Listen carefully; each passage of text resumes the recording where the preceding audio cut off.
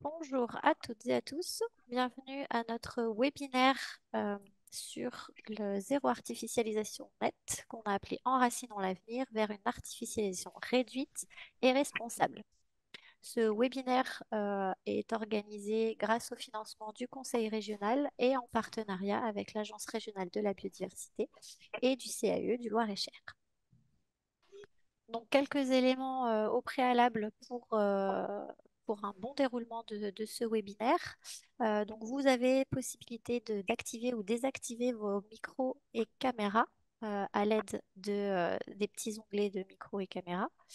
Euh, Vous pouvez aussi intervenir à tout moment en levant la main. Donc, cliquez sur réaction et ensuite vous avez une petite main levée pour lever la main, ce qui nous permettra ensuite de vous donner la parole. Ou alors, au cours des présentations, vous pouvez également euh, utiliser l'onglet discussion avec la petite bulle et pouvoir saisir votre message et nous gérerons la réponse, enfin, on vous donnera des réponses en conséquence. Alors, s'il est possible pour tous de désactiver les micros quand vous ne prenez pas la parole, ce sera d'autant plus simple pour éviter les bruits parasites, on va dire. Donc, aujourd'hui, pour parler du zéro artificialisation net, on devait avoir le rapporteur du Césaire parmi nous, Samuel Senave, mais il n'est pas disponible, il n'a pas pu se rendre disponible finalement, donc je vais prendre sa place pour réaliser l'introduction sur les enjeux du ZAN et les pistes de réussite pour atteindre cet objectif.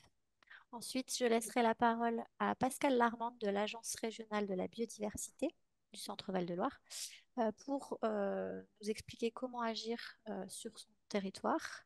Et enfin, après un temps de questions et d'échanges, il y aura aussi une troisième intervention de la part de Grégoire Bruselier du CAE 41 qui nous donnera des exemples d'applications concrètes sur le territoire.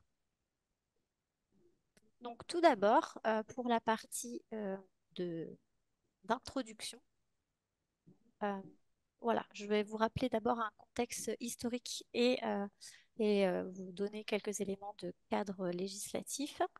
Euh, donc, la loi, on a parlé d'économiser les espaces depuis 2020 dans la loi Solidarité et Renouvellement Urbain, qui s'appelle la loi SRU.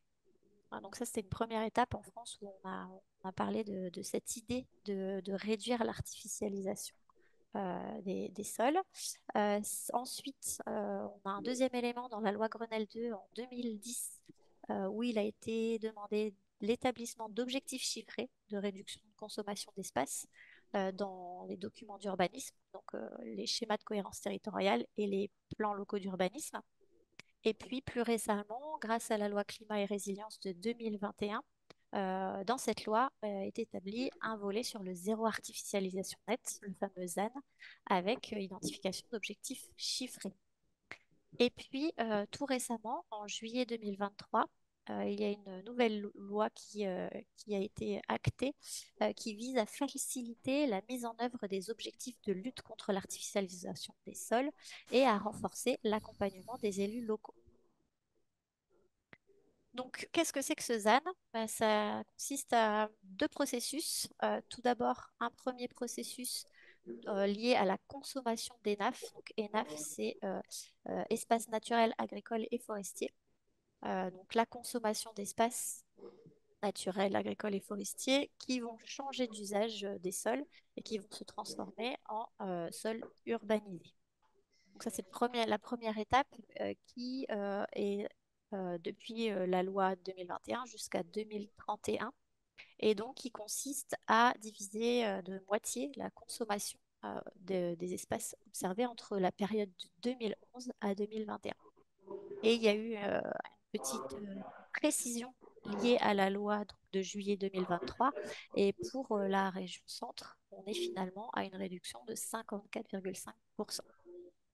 À ne pas confondre avec la deuxième étape un peu plus lointaine de ce processus, enfin, de cet objectif zéro artificialisation nette qui cette fois-ci parle de l'artificialisation des sols. Et donc là, on est vraiment dans le changement de la fonctionnalité du sol. C'est une altération, l'artificialisation, c'est l'altération durable de tout ou partie des sols et donc de leur fonction écologique, que ce soit biologique, hydrique ou climatique. Et donc, cette artificialisation change l'occupation ou l'usage du sol. Et donc, d'ici à 2050, eh bien, nous aurons à, comment dire, à faire en sorte que tout sol qui sera artificialisé doit être contrebalancé par une surface équivalente de sol renaturé pour arriver à un zéro artificialisation nette. Euh, Si on continue maintenant sur les effets négatifs et cumulatifs de l'artificialisation des sols, euh, donc il y a un constat partagé en France depuis une vingtaine d'années, en France et ailleurs, comme quoi l'artificialisation des sols entraîne une destruction de la biodiversité. Donc on perd des sols fonctionnels, on fragmente les espaces, et tout ça a une incidence sur la fonctionnalité écologique de nos écosystèmes et de nos sols, avec des phénomènes d'imperméabilisation des îlots de chaleur qui entraînent des difficultés pour nos populations à s'adapter au changement climatique notamment. Et puis, dernier constat, c'est que cette artificialisation, cette consommation d'espaces naturels, agricoles et forestiers met en concurrence notamment les enjeux de préservation de nos espèces de culture qui sont indispensables à notre autonomie pardon, alimentaire. Ensuite, si on poursuit vis-à-vis de l'artificialisation liée au logement et à l'habitat, euh, on observe qu'il y a une standardisation de l'habitat avec des modèles toujours identiques, de la construction avec des qualités de moins en moins bonnes, des surcoûts aussi liés pour les collectivités, quand on fait des lotissements avec il faut toujours des voiries, il faut étendre de plus en plus les différents réseaux électriques, gaz, etc. Et puis pour les ménages, cette artificialisation de plus en plus loin euh, des centres-villes ça entraîne des complications aussi, des coûts pour la mobilité, pour aller travailler en centre-ville. Et dans ce contexte d'urgence climatique, comme je l'ai dit juste avant, il y a un risque aussi de renforcement important des inégalités euh, avec le périurbain qui subit, donc, comme je le disais, les mobilités, la précarité énergétique, etc. Et donc, dans la suite de ce constat, enfin, ce modèle qui est consommateur d'espace, on le connaît, ces 50-60 dernières années, il y a un processus d'urbanisation qui s'est accéléré euh, avec un modèle prôné d'étalement urbain et de faible densité. On le voit notamment dans les métropoles d'Orléans et de Tours qui se sont étendues jusqu'à 30-40 km autour des centres-villes. Donc le périurbain se développe énormément avec toujours un imaginaire collectif très puissant, à savoir que pour réussir, il faut être propriétaire d'une maison individuelle placée au milieu de sa parcelle. Et ça n'aide pas non plus à aller dans le bon sens. Mais aujourd'hui, il y a des reconfigurations qui se font, notamment avec le Covid, le développement du télétravail, euh, le logement qui est utilisé pour le tourisme, la grande diversité dans les différents profils périurbains, etc. Et donc, ça change. Mais le constat, c'est qu'en Centre-Val de Loire, il y a un rythme de consommation de ces espaces naturels, agricoles et forestiers qui a, qui a augmenté 3 fois plus vite que la démographie en Centre-Val de Loire sur la période 2021, 2011-2021, pardon. Et un chiffre parlant, c'est que près de 14 000 hectares ont été artificialisés sur cette même période en région et la majorité, 66%, sont liés à de l'habitat.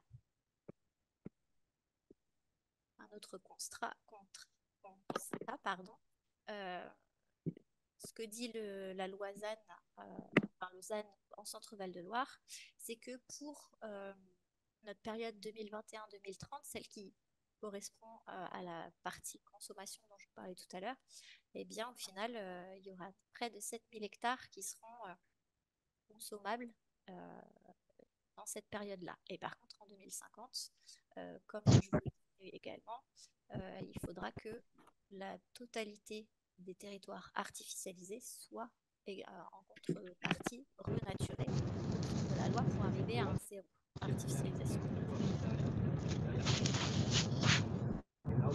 Voilà. Ensuite, euh, ce qu'on peut préciser aussi, c'est que ce qu'on entend autour de nous et dans les médias, c'est que le ZAN fait peur. Ça inquiète beaucoup les élus locaux parce que le zéro artificialisation nette est ressenti comme un frein pour le développement des territoires et c'est d'autant plus ressenti de cette manière-là dans les communes rurales. Alors que l'idée, c'est de déconstruire ces a priori qui sont qu'il existe une confusion entre consommation d'espace liée à une augmentation de la population et donc à un développement du territoire. Ça ne va pas de pair, on va le voir juste après. Et donc, il y a besoin de créer d'autres récits et de montrer des possibilités d'un autre développement avec d'autres solutions. C'est ce besoin de changer de regard sur le ZAN. Pour illustrer le propos, je vous ai pris une carte qui a été produite par l'Observatoire régional de la biodiversité. Et donc, l'Observatoire régional de la biodiversité produit des indicateurs. Et un de ces indicateurs, le flux d'artificialisation notamment, a été créé. Et parmi cet indicateur-là, on a ressorti cette carte qui est le nombre de ménages par hectare artificialisé pour de l'habitat de 2013 à 2018.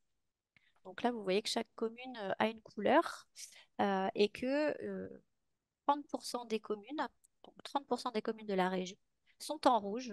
Et ce qui indique que sur cette période 2013-2018, elles ont artificialisé leur territoire alors qu'il y avait une baisse des ménages sur leur commune. Donc, un hectare, là, la question qu'on peut se poser, c'est est-ce qu'un hectare artificialisé entraîne un ménage supplémentaire? Eh bien, dans les faits, non, puisque au contraire, enfin, c'est pas corrélé, quoi. Et donc, il y a besoin d'un changement de vision, comme je vous le disais. Et c'est-à-dire que plutôt que de voir, comme par le passé, le sol en 2 dimensions et le sol en tant que support de nos activités, il faut passer à une vision plus systémique avec un sol en 3 dimensions qui a son propre fonctionnement, qui rend des services. Bon, là, il est indiqué comme ressource, mais le plus important ici, et je l'ai rajouté en dessous, c'est que avant tout, c'est un milieu vivant. Donc, il faut prendre cette en considération ce fait parce que à détruire les sols, eh bien, ils ne pourront plus remplir tous les services qu'ils nous rendent actuellement. Et donc, avec le changement climatique, on aura des grosses difficultés à s'adapter. Donc, tout ce que je vous ai présenté jusque-là, c'est issu de la présentation donc, du Césaire Centre Val de Loire. Et donc, quand on parle de comment agir, quel levier, eh bien, le Césaire, lui, a donné son avis. Et donc, il déplore que l'essentiel des débats autour du zéro artificialisation nette soit réduit pardon, à une arithmétique de consommation d'espace et aimerait que les réflexions soient plus orientées vers euh, des questionnements sur la manière de modifier les modèles d'aménagement et de développement urbain actuels et futurs pour mieux préserver l'environnement. Et qu'un enjeu majeur du zéro artificialisation net est de réussir l'accompagnement des élus et des services des petites collectivités pour permettre d'aboutir à des projets dynamisants et attractifs pour la population. Avec une alerte, c'est que les collectivités ont besoin d'aide pour l'ingénierie et donc besoin d'aide de la part des collectivités, des financements et pour pouvoir améliorer, on va dire, cette vision et faire évoluer leur vision et faire des propositions qui puissent aller dans le sens du ZAN et qui soient acceptables par la population. Une des pistes, c'est de se tourner vers les possibilités offertes par le parc vacant. Là, le Césaire a produit une carte du taux de logements vacants par Scott, donc schéma de cohérence territoriale, en 2022. Et on voit que dans chacun de ces territoires, on a quand même pas mal de logements qui sont vacants et qui pourraient être très intéressants de, de réutiliser pour, euh, pour offrir de nouveaux logements pour les populations sans avoir à artificialiser les sols. Donc, il y a des possibilités qui sont offertes également par les friches urbaines. Donc, quand on parle de friches urbaines, il faut bien avoir à l'esprit des friches qui correspondent à des usines abandonnées. Pour ceux qui connaissent à Orléans, il y a l'usine Quell qui est un très bon exemple, ou alors l'usine Matra à Romorantin. Et donc, qui est différent des friches qu'on peut voir et qu'on peut avoir dans l'esprit, des friches qui correspondent à des terres, des sols qui ne sont pas entretenus, entre guillemets, et qui ont été laissés à l'abandon et dans laquelle la biodiversité a pu se réinstaller. Celles-ci, elles sont très intéressantes pour la biodiversité et donc à si jamais il y a des projets sur ces types de friches-là, bah, il faut faire très attention de ne pas détruire de la biodiversité et un fonctionnement des sols qui est en place. Euh, il y a aussi un potentiel sous-utilisé dans le foncier urbanisé récent. Et puis, il faut utiliser la capacité de densification d'espaces déjà imperméabilisés. Euh, des parkings, des voies, des voiries, etc. Enfin, voilà, il y a pas mal de clés. Je vais vous en lister ensuite les pistes et faire évoluer aussi cette idée d'avoir son pavillon avec son morceau de jardin. Ça, c'est clairement un imaginaire collectif qu'il va falloir faire changer. Donc, les pistes de réussite pour atteindre l'objectif ZAN. J'en ai deux slides, je vais vous les énumérer rapidement. Vous pourrez, l'idée c'était de donner des éléments que vous pouvez revoir par la suite et aller vous avoir de la ressource intéressante à reconsulter par la suite. Donc, il y a l'idée de changer de récit, d'identifier les villes et villages qui se recyclent pour accueillir des logements en compatibilité avec les dynamiques démographiques, avec des solutions respectueuses de la biodiversité et aidant à lutter contre le changement climatique. Une piste de mieux accompagner l'ensemble des collectivités en ingénierie, comme créer une société publique locale régionale d'aide à l'ingénierie pour le recyclage urbain dans le volet aménagement.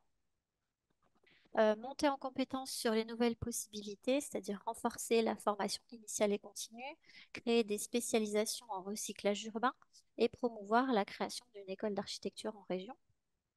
Il y a aussi couvrir tous les territoires par un établissement public foncier, s'appuyer sur des principes essentiels de la requalification des espaces construits et à la sobriété foncière. Donc, lier les opérations de logement aux impératifs environnementaux, à la proximité des activités économiques et à la planification des offres de mobilité.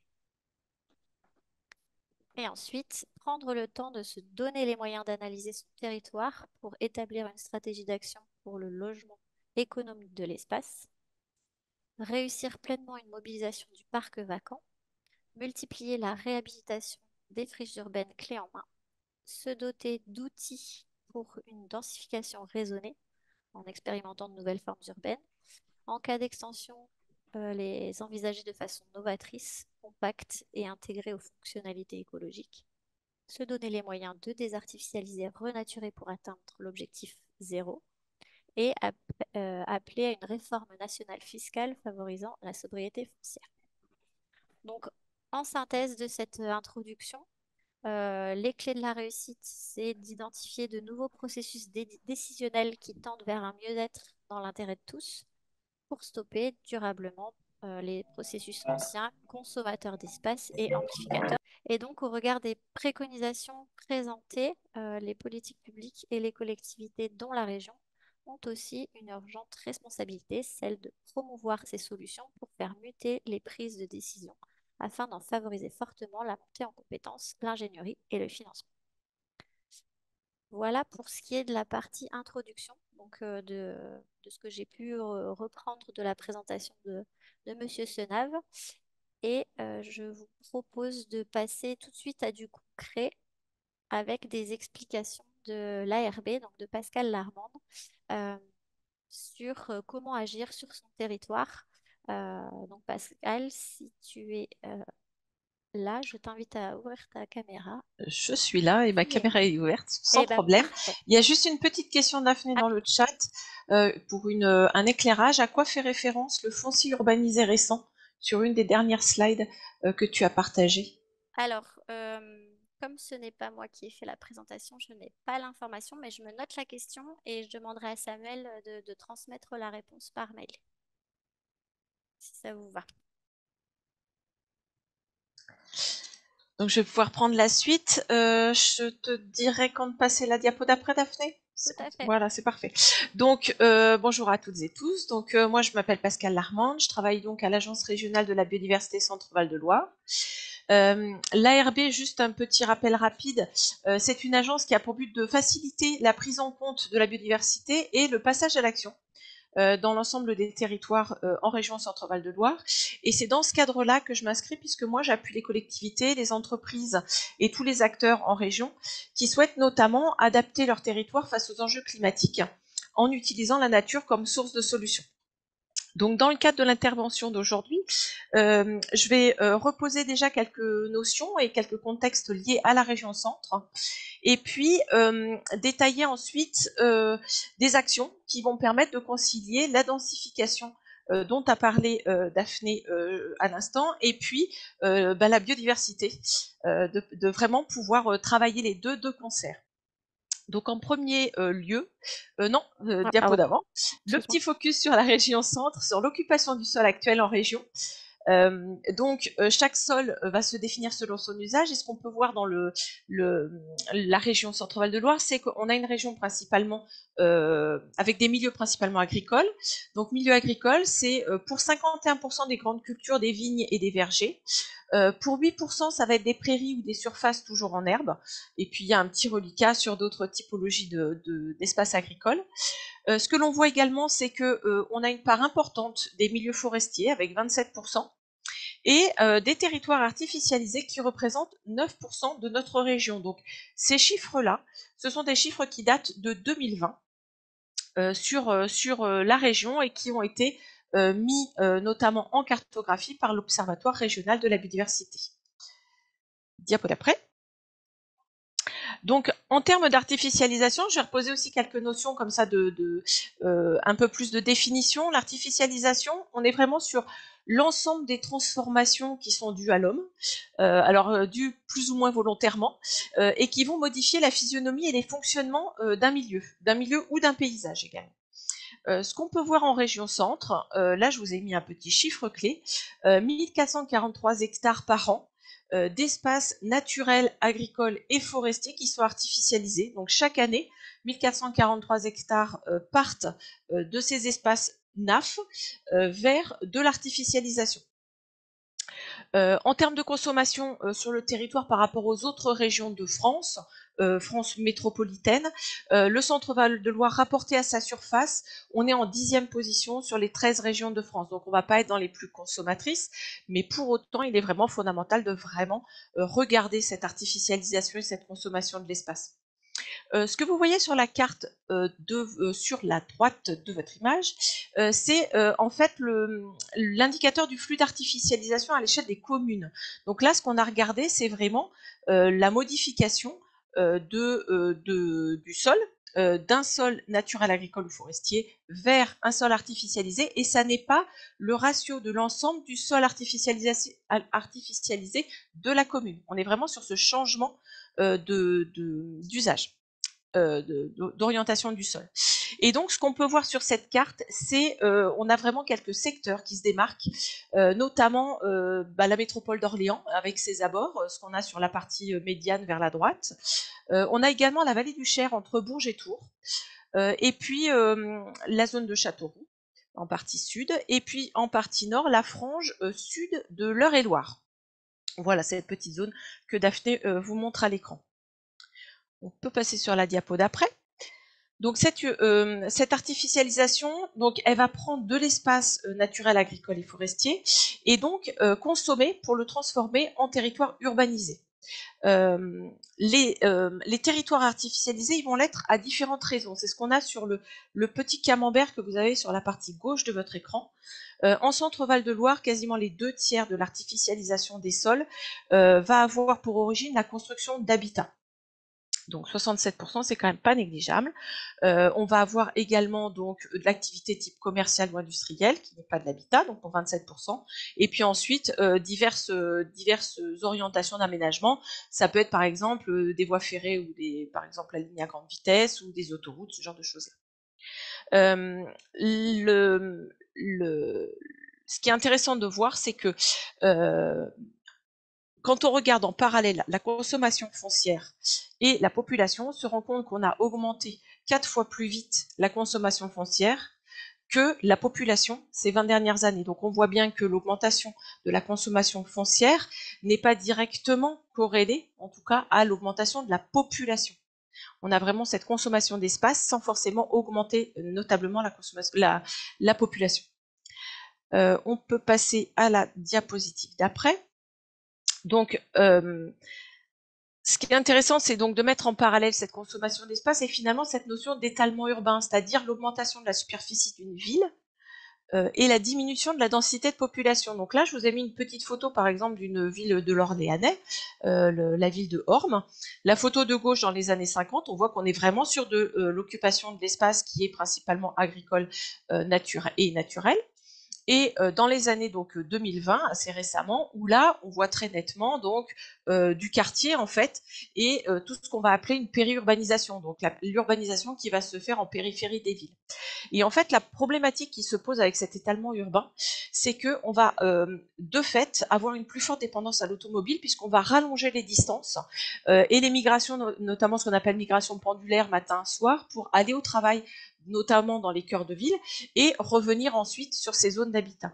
On va avoir une hausse des embouteillages, une hausse des émissions de gaz à effet de serre par notamment les pollutions, enfin les gaz d'échappement. On va également avoir une augmentation des coûts par usager, notamment des services publics, puisque on se rend bien compte qu'il va falloir plus de voiries, plus de réseaux. Par exemple, le camion poubelle va devoir faire plus de kilomètres pour aller dans tous les quartiers. Et en fait, tout ça, ça se traduit par une augmentation notable des coûts pour la collectivité. Et puis, en parallèle de ça, ce qu'on voit très nettement, c'est que on a une artificialisation de ces milieux naturels, agricoles et forestiers, et donc on a un impact direct sur la biodiversité. Diapo d'après. Et donc là, c'est tout l'enjeu en fait de cet objectif du ZAN, c'est de voir finalement, dans le cadre de cette démarche, de réinventer des nouveaux modèles d'aménagement durable pour notamment être plus sobre vis-à-vis de ce grignotage du foncier. Et donc pour ça, on va pouvoir travailler sur deux axes principaux, réduire la consommation de l'espace naturel, agricole et forestier. Et donc ça, c'est un premier échelon dans le cadre de cet objectif de zéro artificialisation nette et qui a été timé sur 2021-2031, où là vraiment on va travailler à la réduction de cette consommation et maîtriser cet étalement urbain. Et puis à partir de 2031, on va réduire l'artificialisation nette des sols et donc protéger les sols vivants. Et donc cette réflexion, tous ces objectifs-là, ils vont notamment se décliner dans les documents de planification.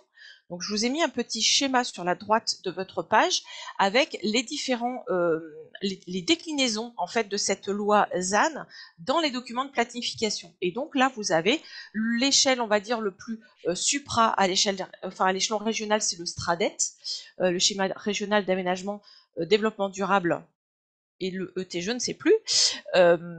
Ensuite, le STRADET va se décliner dans les SCOT, puis dans les PLUI, donc les plans locaux d'urbanisme intercommunaux, les plans locaux d'urbanisme plus locaux. Et donc, en fait, à partir de cette déclinaison dans les documents de planification, le but, c'est vraiment de pouvoir concilier la sobriété et la qualité urbaine.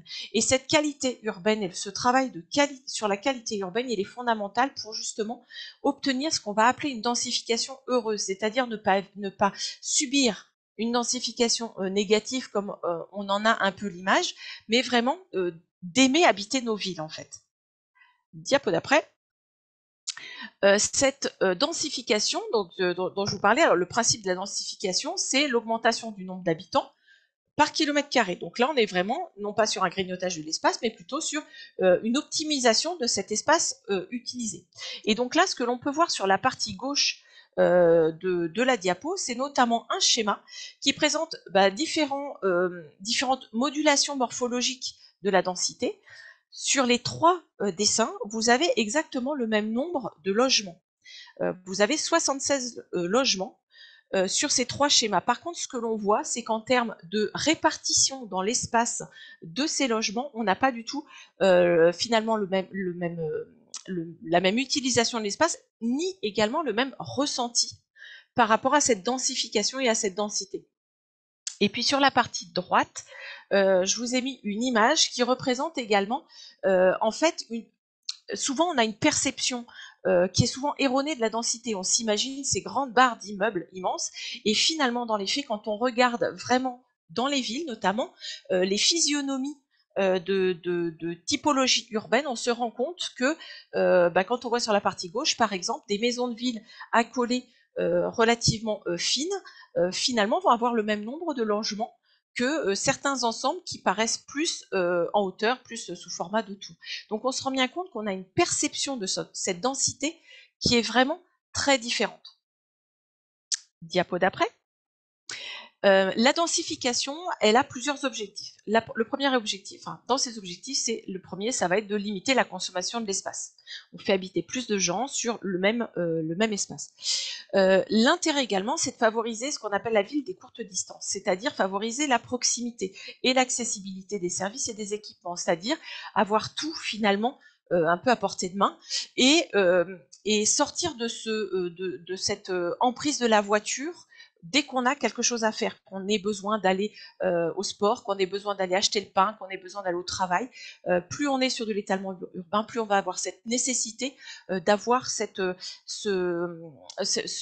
place importante de la voiture. Et donc là, on est vraiment en densifiant sur une ville de courte distance.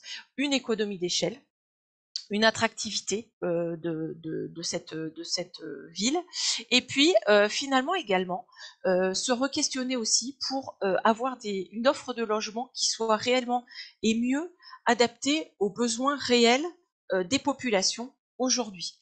C'est-à-dire sortir des schémas anciens qu'on avait dans les années 70-80, arrêter de faire ces schémas-là de facto et vraiment repenser les usages et les réels besoins qu'on peut avoir. Les avantages, alors là, il y en a pas mal, c'est notamment perdre moins de temps dans les transports, par exemple, moins d'embouteillage, moins de transport. Le meilleur taux d'utilisation des transports en commun aussi, puisqu'on va densifier, donc on va avoir plus de gens qui vont utiliser les transports. Diminuer la pression des villes sur l'environnement extérieur, donc là c'est moins grignoter d'espaces naturels, agricoles et forestiers. Et puis finalement aussi, en se retrouvant ensemble, il peut y avoir ce renforcement des liens sociaux. Puisque si on est chacun sur sa petite maison dans une très grande parcelle, on n'a pas forcément ce lien, ne serait-ce qu'avec ses propres voisins. Et puis une chose auquel on ne pense pas forcément, c'est l'économie d'énergie, alors que ce soit pour le transport, mais aussi pour le chauffage. Par exemple, des maisons accolées, on sait que les maisons accolées vont consommer 30% de moins d'énergie qu'une maison au milieu de sa parcelle. Donc on se rend bien compte que c'est vraiment multi-bénéfices. Après, il ne faut pas se voiler la face. Densifier, c'est pas que des avantages. Dans la densification, comme on va mettre plus de gens sur une surface plus restreinte, finalement, on va avoir un impact sur la santé, qu'elle soit individuelle ou collective, de cette massification de population.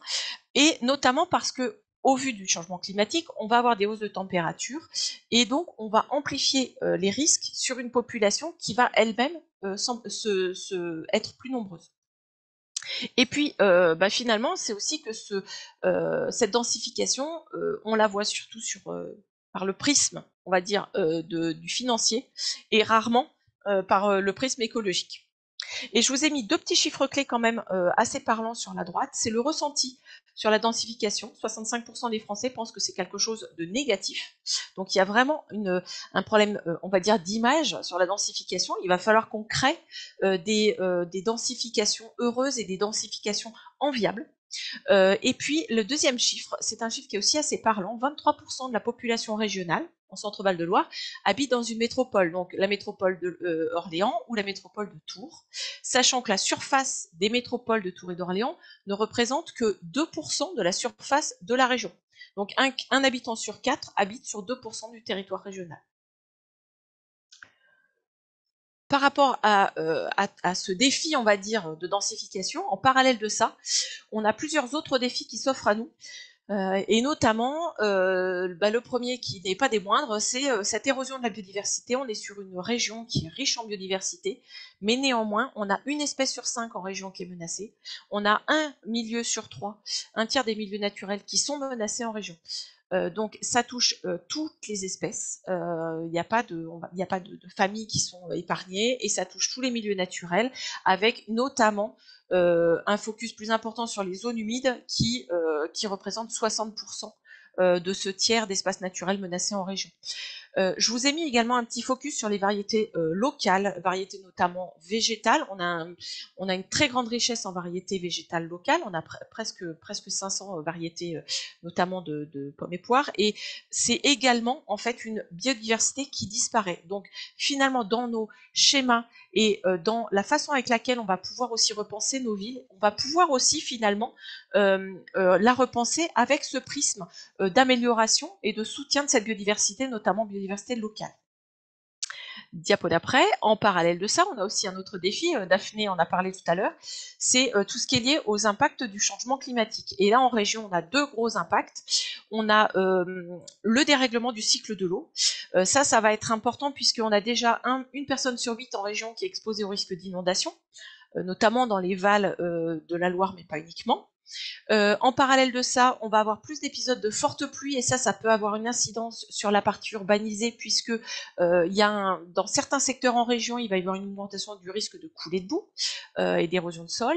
Et puis on va de plus en plus être confronté à des problèmes de recharge de la nappe phréatique, la nappe souterraine, et donc toutes les actions qu'on va pouvoir mettre en œuvre qui vont réinfiltrer l'eau de pluie vont être fondamentales pour, à tous les niveaux et à tous les secteurs et sur toutes les zones de la région, réinfiltrer cette eau de pluie au plus près de là où elle tombe. Et puis le deuxième les deuxièmes impacts sont liés à l'augmentation des températures, et là notamment ça va impacter sur les secteurs urbanisés, dans la mesure où on a une augmentation du nombre de personnes sensibles à la chaleur en région centre, plus 60%, et on va en parallèle avoir plus de jours de forte chaleur, plus de jours de canicule, et plus de jours de nuit qu'on appelle tropicales, c'est-à-dire qui ne descendent pas, où les températures ne descendent pas suffisamment, et donc qui mettent à mal la santé des habitants. Et donc par rapport à tout ça, finalement, comment on peut concilier la densification, le besoin de... Alors j'ai mis verdure parce que voilà, tout le végétal n'est pas forcément idéal à la biodiversité, donc ce besoin de verdure, cette biodiversité et ces enjeux climatiques. Et donc finalement cette biodiversité qui est un peu mise à mal, elle va être à la fois un objectif à avoir, mais elle va aussi être un moyen d'atteindre nos objectifs, notamment pour avoir cette ville durable et désirable. Donc là, ce que je vous ai présenté sur cette diapo, c'est ce qu'on va appeler les solutions fondées sur la nature. Donc le principe des solutions fondées sur la nature, c'est que on se base sur les services rendus par la nature, services donc elle va rendre naturellement, sans que nous on lui demande, et qui vont finalement nous apporter à nous, êtres humains, des bénéfices. Et donc je pense notamment, par exemple, quand on va mettre en place alors par exemple contre la lutte contre les îlots de chaleur, si on végétalise de la bonne façon, et ça je vous l'explique après, mais si on végétalise de la bonne façon les villes, à ce moment-là, cette végétalisation va permettre de réduire les températures localement, de donner des microclimats plus favorables, et donc de lutter contre les îlots de chaleur. Et donc toutes ces actions qu'on va pouvoir mettre en œuvre dans les zones urbanisées vont pouvoir en fait participer à faire de cette ville une ville durable et une ville désirable. Diapo d'après. Donc là, je vous fais juste un petit focus sur végétalisation versus renaturation, parce que finalement, on pense souvent à la végétalisation des villes. Mais la végétalisation, c'est vraiment une approche qui est principalement centrée sur l'eau. Donc là, on va finalement mettre des espaces de végétation qui vont avoir comme objectif, notamment, donc là on le voit sur la diapo sur la gauche de la diapo avec ce parking végétalisé, son objectif, ça va être d'infiltrer l'eau de pluie. Donc ça fait tout à fait le job, il n'y a aucun souci là-dessus. Par contre, si on parle renaturation, là à ce moment-là, on va être sur un triptyque sur le sol, l'eau et le végétal. Et c'est ce triptyque-là, finalement, qui va être centré sur finalement la remise en état d'une fonctionnalité de cet écosystème-là. Et à ce moment-là, non seulement on rendra le service, par exemple, de l'approche centrée sur l'eau qu'on peut avoir sur le parking végétal de gauche, mais on va aussi remplir d'autres services, par exemple des services de pollinisation, par exemple une amélioration de tout le végétal qu'on pourra mettre sur la zone, parce que le sol aura été renaturé, le sol aura été refonctionnalisé. Ce qui est intéressant aussi dans ce concept-là de renaturation, c'est que finalement, l'approche végétalisation, c'est une approche qui est souvent très paysagère, et basée sur, notamment sur l'esthétisme, mais pas uniquement. Hein, et c'est une approche qui peut, dans certains cas, je pense notamment aux noues d'infiltration des eaux de pluie, nécessiter plus d'entretien pour avoir toujours quelque chose, on va dire, de propre ou de très un peu tiré au cordeau, très esthétique. Alors que quand on va être sur de la renaturation écologique, à ce moment-là, on va être sur un écosystème qui fonctionne de lui-même, et à ce moment-là, bah, finalement, il va se réguler et s'équilibrer. Et par exemple, pour les noues, elles vont fonctionner aussi bien au niveau hydraulique, il n'y a aucun souci, mais l'entretien sera minime, puisqu'on peut passer 1 à 2 fois par an. Donc, ce qui est intéressant à l'échelle en fait d'une collectivité, c'est de regarder vraiment ces deux approches, parce que c'est pas une qui est bonne, une qui est mauvaise. En fait, c'est une combinaison de ces deux approches en fonction des lieux, en fonction des sites et en fonction des objectifs. Diapo d'après. L'importance de la trame brune, donc comme je vous disais sur la renaturation, c'est vraiment la refonctionnalisation du sol. Et là, je voulais juste vous montrer la diapo à droite pour vous montrer que ces rangées d'arbres ont été plantées au même moment. La rangée d'arbres qui se situe sur la gauche de la petite flèche jaune, ce sont des arbres qui sont plantés en fosse individuelle. Sur la droite de la petite flèche jaune, ce sont des arbres qui sont plantés dans des fosses continues. Et on se rend bien compte, finalement, de l'incidence de la façon de planter sur la réactivité, finalement, du végétal. Et donc, les arbres qui sont plantés en fosse continue, sur cette photo-là, par exemple, vont remplir vraiment les objectifs qu'on leur aura donnés en les mettant, c'est-à-dire plus d'ombrage, plus de fraîcheur, puisque plus gros arbres et évapotranspiration meilleure. Diapo d'après. Là, je vais juste vous balayer très rapidement quelques exemples d'actions qu'on peut mettre en œuvre. Donc là, on est vraiment sur des actions à la fois sur des villes vraiment très urbaines, mais aussi finalement des cœurs de bourg. Il n'y a pas de taille spécifique pour mettre en place ces actions-là.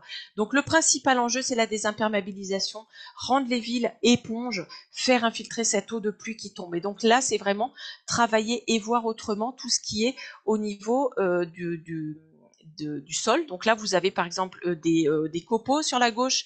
Au milieu, vous avez des parkings infiltrants sur du végétal.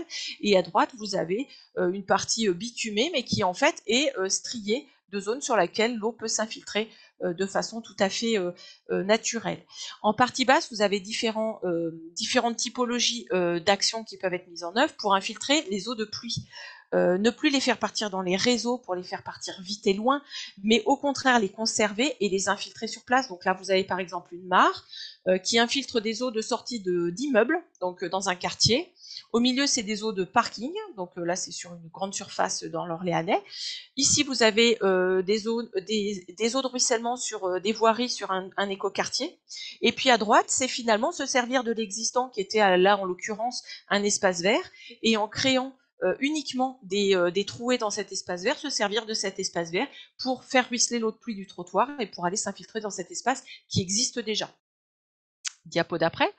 On peut renaturer également et végétaliser l'espace urbain. Donc là, ça va vraiment être plutôt de l'objectif des collectivités. Donc ça va être à la fois, par exemple, en végétalisant les façades. Donc là, on parle bien de grimpantes sur sol naturel qui vont courir le long des façades. On n'est pas sur les petites plaques qu'on va coller aux façades, hein. On est vraiment sur de la grimpante en sol naturel. Ça peut être sur les toitures végétalisées. Ça peut être également de palisser. On n'y pense pas nécessairement, mais là, vous avez l'image. Donc, c'est dans le nord de la France. C'est un palissage avec des fruitiers. Ce sont des pommes à gauche. Voilà, celle-là.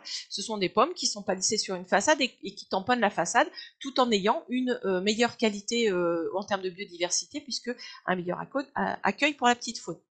Vous avez donc le travail des parkings, vous avez le travail sur les cours d'école, avec la désimperméabilisation des cours d'école et la végétalisation. Ça, c'est très à la mode, on va dire. Donc, les collectivités s'en emparent. Vous avez également la végétalisation des cimetières. On n'y pense pas nécessairement, mais ce sont des endroits qui sont vraiment des îlots de chaleur actuellement en ville. Et donc, travailler cette végétalisation est importante et en plus, fait de l'accueil pour la biodiversité. Et puis, tout ce travail sur les bosquets urbains. Donc là, vous avez un exemple sur un ancien parking qui a été végétalisé à Bordeaux, mais vous avez un exemple très bien aussi sur Blois, qui a été végétalisé il n'y a pas très longtemps.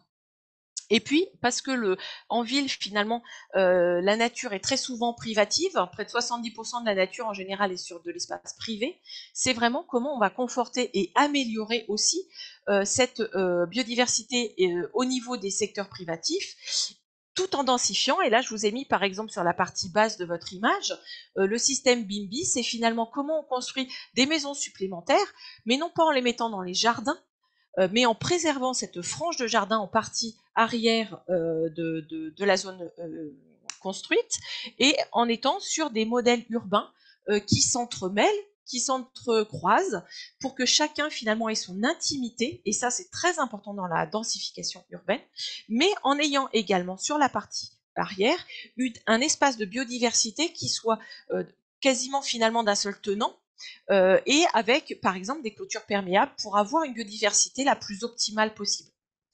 Et puis la dernière chose, parce que j'étais un peu longue, c'est là, finalement, c'est aussi, et Daphné en a parlé, c'est comment on repart de friches industrielles pour les redonner à la nature. Et là, je vous ai mis deux exemples. Sur la partie droite, c'est le site Kodak à Sevran qui a été déconstruit, qui a été dépollué et qui a été rendu à la nature. Et là, en ce moment, il est en libre évolution pour l'instant. Et sur la partie gauche, là on est en région centre, Saint-Martin-d'Auxigny, on est dans le Cher, et vous voyez ces entrepôts à l'abandon au milieu de votre photo. C'est exactement la même zone avant, après, la déconstruction, la dépollution et la recréation du cours d'eau qui passait anciennement en dessous, et d'une zone d'expansion de crue qui sert également finalement d'îlot de fraîcheur pour les habitants. Et là on regagne de l'espace naturel fonctionnel et préservé à l'endroit où on avait anciennement des zones artificielles. Voilà pour ce balayage très très rapide. N'hésitez pas à poser des questions dans le chat ou en levant la main avec la petite icône réaction en bas de votre écran. Alors, je vais juste modifier un peu le temps de questions parce que notre intervenant suivant vient de m'informer d'un écourtement de son temps parmi nous. Donc, ce que je vous propose, c'est d'enchaîner tout de suite avec sa présentation pour qu'on puisse la voir en totalité. Et ensuite, on passe à un ensemble de questions groupées sur l'ensemble des présentations. Merci de votre compréhension. Et donc, je passe la parole à Grégoire. Est-ce que tu peux allumer Oui, ta caméra? Ouais, super. Merci normalement c'est Grégoire. bon, ma caméra était déjà allumée. Merci Parfait. Daphné. Oui, je suis navré de ce contretemps de dernière minute, mais on va s'adapter. Je vais essayer de faire un peu court parce que j'ai vu qu'il y avait plein de questions dans le chat et moi aussi j'ai envie de répondre à vos questions dans le chat, donc on va essayer de garder du temps pour y répondre malgré tout. Très concrètement, sur cette présentation-là, ce qu'on s'était dit, c'est que il fallait prendre deux exemples. En tout cas, on a sélectionné deux exemples qui permettent d'interroger quelque part tout ce que Pascal vient de nous raconter. Parce que c'est ça qui est intéressant, c'est de faire le parallèle entre la première présentation et la deuxième. J'ai pris deux exemples qui sont dans des temporalités différentes. Premier exemple, c'est à Saint-Pierre-des-Corps et c'est plutôt un exercice de planification qui a eu lieu il y a 4 ans, donc c'est-à-dire avant que le ZAN ne sorte. Mais je pense qu'aujourd'hui, à la lumière du zéro artificialisation net et des questions d'artificialisation, c'est un projet qui est intéressant de relire. Et puis un deuxième projet qu'on a conduit l'année dernière, et qui, lui, est tout à fait ancré dans ces problématiques et qui traite un peu du renouvellement. Pascal l'a un petit peu abordé aussi. Je ne me suis pas présenté, je m'appelle Grégoire Brusulier, je suis architecte du patrimoine et urbaniste et directeur du CAUE de Loire-et-Cher. Donc le CAUE, c'est le Conseil d'architecture, d'urbanisme et de l'environnement, qui est un organisme associatif qui accompagne les collectivités et les particuliers pour la promotion de la qualité architecturale, urbaine et paysagère. Donc on fait des actions de sensibilisation, de conseil, de formation, d'information autour des questions d'aménagement, on pourrait dire dans un sens un peu large. Premier exemple, on peut passer à la diapositive suivante pour rentrer tout de suite dans le vif du sujet, c'est les cœurs d'îlots de Saint-Pierre-des-Corps. Alors Saint-Pierre-des-Corps, vous le savez, on connaît tous Saint-Pierre-des-Corps parce qu'on s'arrête souvent à la gare pour faire un changement de TGV. Le grand complexe autoroutier que vous voyez apparaître à gauche de l'image, c'est l'autoroute A10. Et là, on est sur une partie qu'on appelle le vieux Saint-Pierre-des-Corps, qui est constitué en fait d'un tissu assez ancien qui s'est urbanisé au début du XXe siècle, dans lequel il y avait énormément de jardins vivriers pour partie des jardins familiaux, pour partie des jardins individuels, avec des potagers, des vergers. Et puis, progressivement, les parcelles se sont urbanisées au fur et à mesure des époques, parce qu'on vendait les parcelles maraîchères pour construire des petites maisons. Et donc, on a un tissu qui est pas constitué de lotissement au sens où on peut l'entendre. Alors, c'est du lotissement parce que les lots ont bien été lotis, mais c'est l'urbanisme quasiment spontané. Vous voyez qu'on a une diversité dans les couleurs de toiture, par exemple. On l'a aussi dans les architectures, c'est ce qu'on va retrouver. Et au milieu de tout ça, vous voyez apparaître des cœurs d'îlots qui sont très verts, qui sont très denses eux aussi, mais plutôt en végétation et en verdure. Et à l'occasion d'un exercice de planification, la question nous a été posée par les élus de la précédente municipalité, on était avant 2020, d'urbaniser ces cœurs d'îlots. Ces cœurs d'îlots, certains d'entre eux avaient déjà été urbanisés. Vous voyez apparaître en haut à droite de l'image un lotissement, parce que là, ça a bien la forme d'un lotissement. C'est un projet architectural qui a été construit en zone inondable avec un architecte, un programme, et qui a pris place quelque part d'un cœur d'îlot qui était à l'origine végétalisé. On peut passer à la diapositive suivante pour se rendre compte un peu de l'image de ces cœurs d'îlots. Vous voyez apparaître les petits fonds de jardin, on a des potagers. Il y a une petite valeur agronomique qui n'est pas négligeable. On est dans la Varenne entre Loire et Cher, et donc on produit relativement bien dans ces secteurs-là. Et puis, vous avez des arbres qui émergent, qui sont de nature variée. On peut avoir des arbres remarquables, qui sont hérités de parcs et de jardins qui ont été plantés au début du XXe. On a des arbres plus modestes, mais qui sont l'héritage de vergers. Donc, on a des fruitiers, des figuiers, des pommiers, voilà, il y a tout un tas d'essences diversifiées. Et puis, vous voyez ici apparaître la diversité architecturale. On a continué à faire un peu de bimbi pour faire écho à ce que disait Pascal tout à l'heure dans le Vieux-Saint-Pierre, c'est-à-dire que parfois, entre deux parcelles où il y avait un peu de place, bah, on a construit un petit pavillon, mais c'est de l'urbanisme spontané, c'est pas organisé. Diapositive suivante pour se rendre compte de l'ambiance qu'on peut avoir. Ça, c'est la vue sur rue, le paysage qu'on a sur la rue. On est bien en ville, c'est urbanisé, il n'y a pas de doute, et tous les cœurs d'îlots que vous voyez apparaître sur les images précédentes, en fait, ils sont cachés à l'arrière de ces maisons. Le front de rue est caractéristique, c'est-à-dire qu'on a un mur de clôture, une petite cour et puis la maison qui vient en retrait de la cour.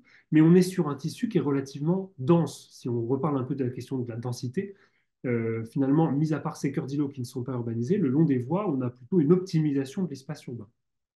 Diapositive suivante.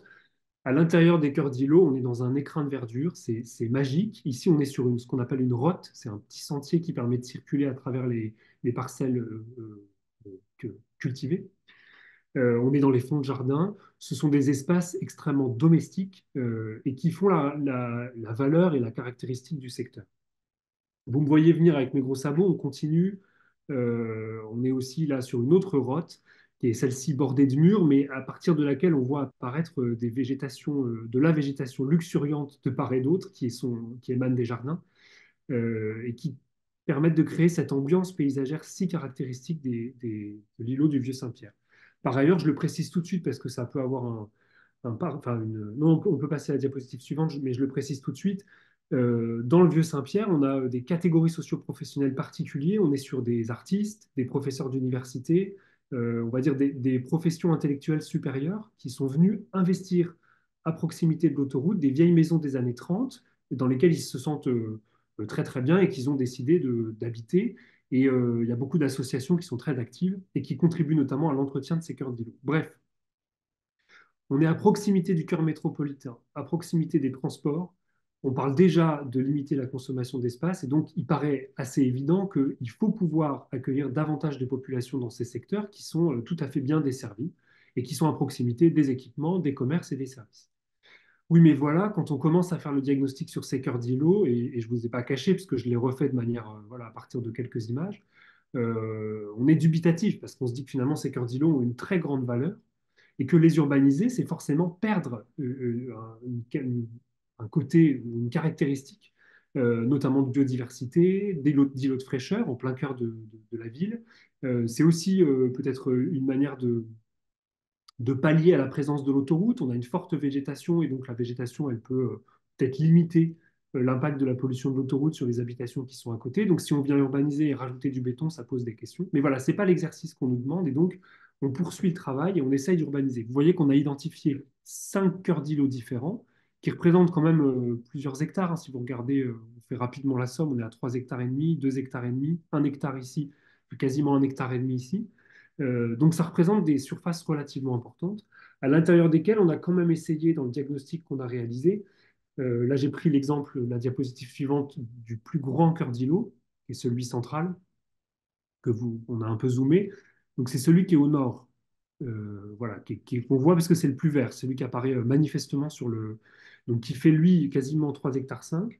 Et donc on a essayé de faire un travail avec la diapositive suivante, vous allez le voir, de traduction dans le document d'urbanisme, ce qu'on appelle une orientation pardon, d'aménagement et de programmation où on propose d'urbaniser de manière mesurée. Et donc, on essaye de s'appuyer sur la trame viaire existante, de protéger certains espaces qui nous semblent très précieux et donc sur lesquels on ne pourra pas construire. Donc, on met en place des outils de préservation de la trame paysagère. Et puis, pour éviter d'avoir une urbanisation trop importante, on propose que toutes les voitures qui pourraient venir à l'appui de l'urbanisation avec de l'habitat se gareraient en fait aux extérieurs. C'est les petites poches bleues que vous voyez apparaître sur le plan, ce qui permettrait de ne pas pouvoir stationner à l'intérieur des îlots et donc de limiter les voies d'accès dans les îlots à des venelles de 3 mètres de large où on peut simplement venir déposer son réfrigérateur, mais on ne vient pas stationner son véhicule, on est obligé d'aller stationner son véhicule à maximum 70 mètres de son lieu d'habitat. On avait fait les calculs. Sur le papier, c'est un urbanisme qui paraît en effet assez mesuré eu égard aux enjeux du cœur d'îlot. On a préservé quasiment 30% des surfaces qui ne seront pas urbanisables à l'intérieur des cœurs d'îlot. Et alors, non seulement elles ne sont pas urbanisables dans le document que vous avez sous les yeux, mais on a décidé même de mettre des outils pour les protéger. C'est-à-dire qu'elles ne sont pas constructibles. On les protège au titre du document d'urbanisme. Mais tout cela n'a pas suffi et l'enquête publique s'est extrêmement mal passée. La population n'a absolument pas accepté ce projet d'urbanisation de cœur d'îlot. Ça nous a confrontés à la limite de l'exercice et de notre pratique, puisque là, dans tous les enjeux qui viennent se croiser, finalement, c'est comme si, par le travail qu'on a réalisé, nous nous étions assis sur les enjeux de biodiversité, d'îlots de fraîcheur, de trames végétales denses en milieu urbain, et que, en tout cas, en écoutant les habitants, on s'est posé tout un tas de questions. On a diminué la densité, donc diminué le nombre de logements. On a essayé de négocier avec les comités de quartier pour trouver des compromis.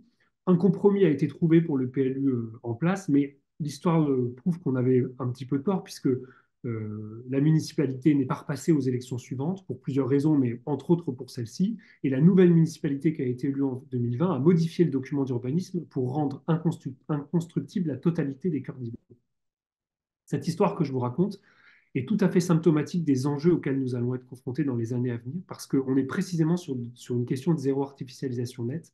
Et le discours qui consistait à dire que les grandes métropoles avaient une vocation d'accueil de la population et donc devaient continuer à se densifier, trouve très rapidement ses limites dès lors qu'on approche dans des quartiers qui sont avec des très grandes sensibilités patrimoniales, entendues dans un sens très large, y compris patrimoine végétal, patrimoine de la biodiversité.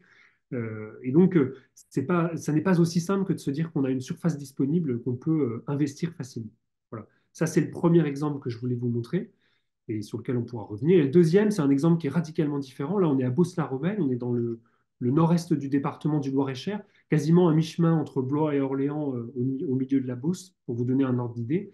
C'est une commune qui est très intéressante puisqu'elle est à la croisée de deux axes stratégiques, la D357 qui relie la ville d'Orléans et la ville du Mans, qui est un axe très structurant à l'échelle urbaine pour le nord de notre département, et puis un autre axe plutôt nord-sud qui relie Main-sur-Loire à Châteaudun, qui est aussi un axe de délestage d'un certain nombre de transports très important. La commune, alors c'est Beauce-la-Romaine, c'est la commune nouvelle, autrefois elle s'appelait Ozoir-le-Marché.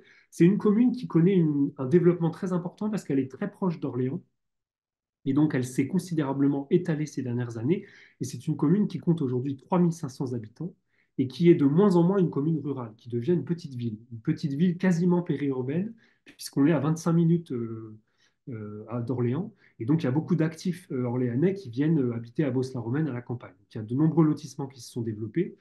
Et donc, après avoir massivement consommé, les élus commencent beaucoup à s'interroger sur les possibilités de renouvellement de leur tissu pour essayer aussi de peut-être écrire une histoire différente, à la fois pour requalifier leur centre-bourg, mais aussi pour le densifier, pour éviter d'étaler, parce qu'ils ont bien aussi compris que la limite de l'étalement urbain, c'était le vieillissement du parc de logement. C'est des sujets que Pascal a abordés, hein, qui vont faire écho à ça. C'est-à-dire que vous créez votre lotissement, vous avez des primo-accédants ou des jeunes familles qui viennent s'installer, mais 10 ans plus tard, ils ont vieilli, leurs enfants ont vieilli aussi, il n'y a plus d'enfants dans les écoles, et en fait, le parcours résidentiel est bloqué. Et donc, pour accueillir des nouveaux ménages, vous êtes obligé d'aller construire un nouveau lotissement. Et ce monde-là est sans fin, c'est un monde sans fin. Pour faire écho à une petite publication que vous avez peut-être déjà lue. Et donc, pour essayer de sortir de cette logique-là, en investissant le cœur historique et en repensant un peu les mécanismes de restructuration du centre historique, peut-être que ça peut permettre d'offrir des logements qui s'adressent à des primo-accidents, mais qui sont dans des formats différents. Donc, c'est plus la maison individuelle au milieu de sa parcelle, ça peut être une petite maison de bourg à côté de la boulangerie, en face de l'école où on peut aller à pied déposer son enfant le matin avant de prendre sa voiture pour travailler. Et c'est finalement reproduire des modèles urbains de la ville du quart d'heure ou de la ville de proximité dans des bourgs qui, a priori, sont ruraux. On peut passer sur la diapositive suivante. On a réalisé un plan guide parce que la ville de Beauce-la-Romaine a été lauréate du programme Petite Ville de demain et donc le CAUE a réalisé un plan guide de cette commune-là pour essayer d'étudier justement les synergies. La petite croix que vous voyez en plein milieu du plan, c'est l'église. C'est remettre l'église au centre du village. Donc ça marche très bien pour Beauce-la-Romaine. Leur mairie est un petit peu plus loin, c'est la tache bleue avec un petit numéro 1 qu'on voit à gauche du plan, qui est dans un parc. Voilà, parce qu'au départ, c'était censé être un hospice. C'est une petite singularité. Normalement, la mairie était au pied de l'église, juste à côté. En face de l'église, il y a une grande place qui est la place du marché. Et puis tous les équipements bleus que vous voyez apparaître, ce sont les écoles, la salle des fêtes, tout ce qu'il y a au sud, voilà, 1, 3, 9, 4, tous les numéros. Donc vous voyez qu'on a la chance d'avoir une concentration d'équipements. Il y a un château aussi qui est dans le centre ancien qui abrite la médiathèque. Pour autant, il y avait beaucoup de vacances commerciales et les élus ont commencé à acheter. On peut passer à la diapositive suivante, on verra peut-être mieux. Ils ont acheté le hangar que vous voyez en rouge et puis celui qui est au nord, qui n'est pas lui entouré en rouge. C'était un ancien proxy. Et donc, il y a un proxy qui se libérait, une petite supérette. Alors ça, c'est l'histoire de nos développements de bourg, hein. Le proxy s'est libéré parce qu'il y a un intermarché qui s'est implanté à l'entrée du bourg. Donc forcément, il n'y avait plus de clientèle suffisante pour la petite supérette de proximité. Mais c'était aussi une manière pour Beauce-la-Romaine de se sentir plus ville et plus urbaine en ayant un intermarché plutôt qu'un petit proxy. Bref. En tous les cas, ils récupèrent ce foncier-là et plutôt que d'y faire un espace public ou d'y faire un nouvel équipement, ils se sont dit qu'ils pouvaient peut-être essayer de faire une opération de requalification d'un cœur d'îlot pour y réintroduire de l'habitat. Par ailleurs, entre-temps, il y a un autre immeuble qui s'est libéré et celui qui apparaît au droit de la place, euh, qui est entouré en orange, qui s'est libéré et sur lequel les élus ont décidé aussi d'investir. Ils ont en fait entrepris une politique foncière.